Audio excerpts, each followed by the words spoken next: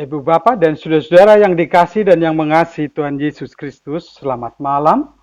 Bahagia sekali malam ini kita bisa kembali berjumpa dalam bersatu hati dalam doa bersama dengan saya, Pendeta Hosea Sudarno. Selasa 9 Mei 2023. Kali ini kita akan mengangkat sebuah tema, penggenapan janjinya.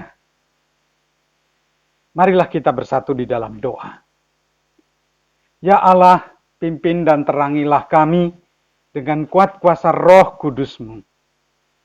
Di dalam terus kami memelihara rekonsiliasi dan persatuan yang Tuhan anugerahkan, juga memampukan kami terus memelihara kasih setia Tuhan di tengah-tengah kehidupan kami.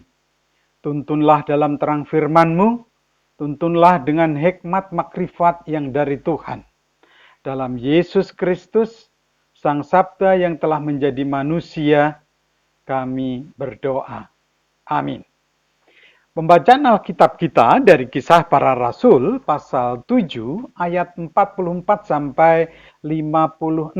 Kisah Para Rasul pasal 7 ayat 44 sampai 56. Namun saya akan membacakan pada ayat yang ke-51 sampai 56 saja. Demikian, hai orang-orang yang keras kepala dan yang tidak bersunat hati dan telinga, kamu selalu menentang Roh Kudus. Sama seperti nenek moyangmu, demikian juga kamu. Siapakah dari nabi-nabi yang tidak dianiaya oleh nenek moyangmu? Bahkan mereka membunuh orang-orang yang lebih dahulu memberitakan tentang kedatangan orang benar, yang sekarang telah kamu khianati dan kamu bunuh. Kamu telah menerima hukum Taurat yang disampaikan oleh malaikat-malaikat, akan tetapi kamu tidak menurutinya. Ketika anggota-anggota Mahkamah Agama itu mendengar semuanya itu, sangat tertusuk hati mereka. Maka mereka menyambutnya dengan gertakan gigi. Tetapi Stefanus yang penuh dengan menatap ke langit, lalu melihat kemuliaan Allah dan Yesus berdiri di sebelah kanan Allah. Lalu katanya, sungguh aku melihat langit terbuka dan anak manusia berdiri di sebelah kanan Allah. Ibu Bapak dan saudara-saudara, pidato Stefanus dalam Kisah Para Rasul pasal 7 ayat 1 sampai 50 merupakan pembelaan diri terhadap tuduhan-tuduhan yang dilontarkan kepadanya. Meski demikian, tampaknya ia lebih bermaksud menjadikannya pembelaan atau pidato tersebut sebagai kesaksian untuk menginsyafkan orang Yahudi akan salah paham dan sikap mereka terhadap Yesus. Stefanus membuktikan diri dari kitab kudus, kitab perjanjian lama, bahwa mereka dengan menolak dan menentang Yesus sebenarnya menentang Allah dan Taurat.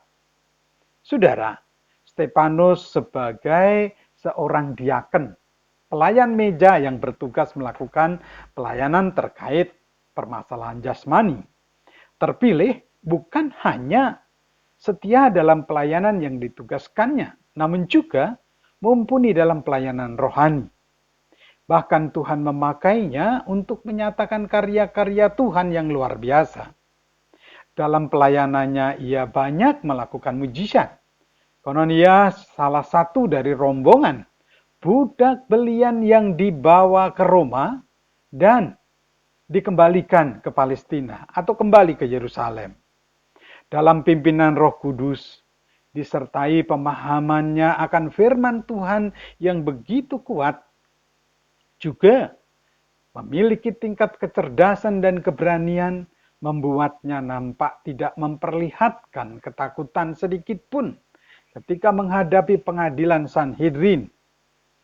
Iman dan kesetiaan yang kuat mendasari juga pelayanannya pada Tuhan. Saudara, dalam upayanya melakukan pembelaan, Stefanus kembali mengingatkan dan membeberkan pengalaman secara panjang lebar. atas bangsa Israel di mata Tuhan. Ia berusaha memahamkan pada orang Yahudi, mengingatkan dan juga menyampaikan kritik atau teguran-teguran berdasarkan firman Tuhan.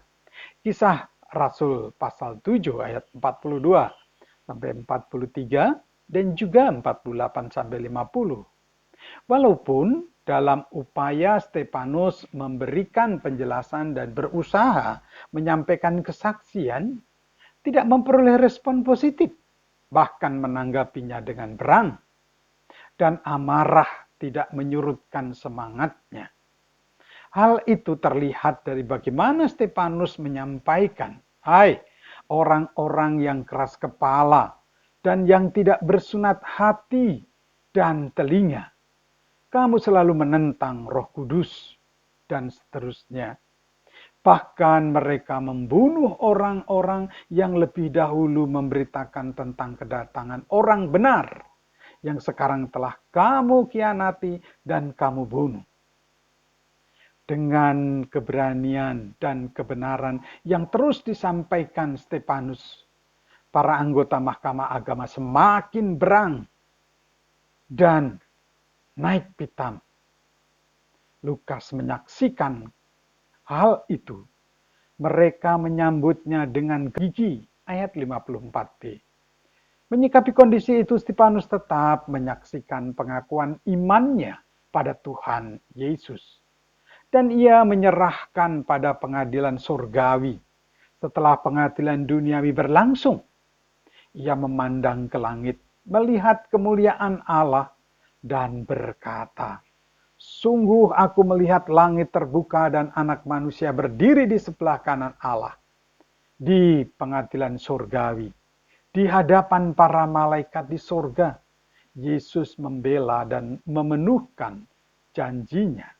Seperti dalam Lukas pasal 12 ayat 8, Yesus berfirman, "Aku berkata kepadamu, setiap orang yang mengakui aku di depan manusia, Anak Manusia juga akan mengakui dia di depan malaikat-malaikat Allah."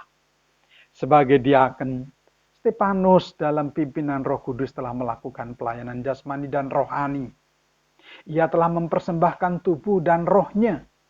Ia telah mempersembahkan seluruh hidupnya.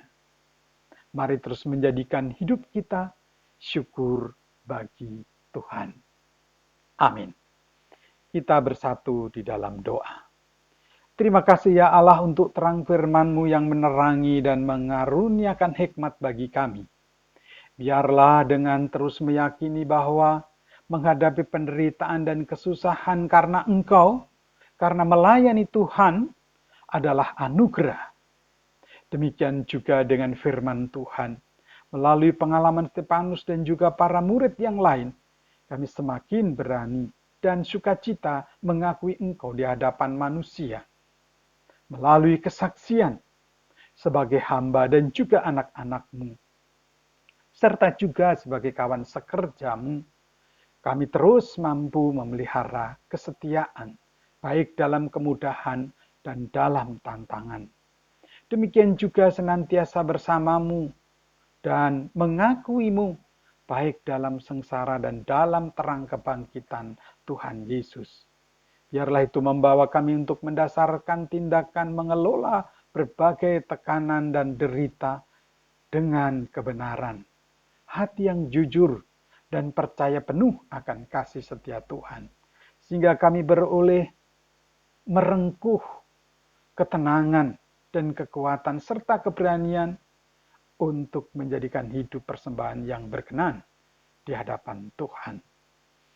Ya Tuhan, juga karuniakanlah jiwa yang pemberani, sikap yang jujur dan terbuka kepada para pemimpin bangsa ini, para aparatur negara, para tokoh dalam berbagai organisasi, apalagi lembaga-lembaga gerejawi, dan penginjilan dalam menghadirkan dan menegakkan kebenaran, agar nyata kehidupan yang damai untuk mendasari gerak kami bersama membangun bangsa, meratakan keadilan dan damai sejahtera. Sempurnakanlah doa kami dalam Yesus Kristus Tuhan, kami mohon. Amin.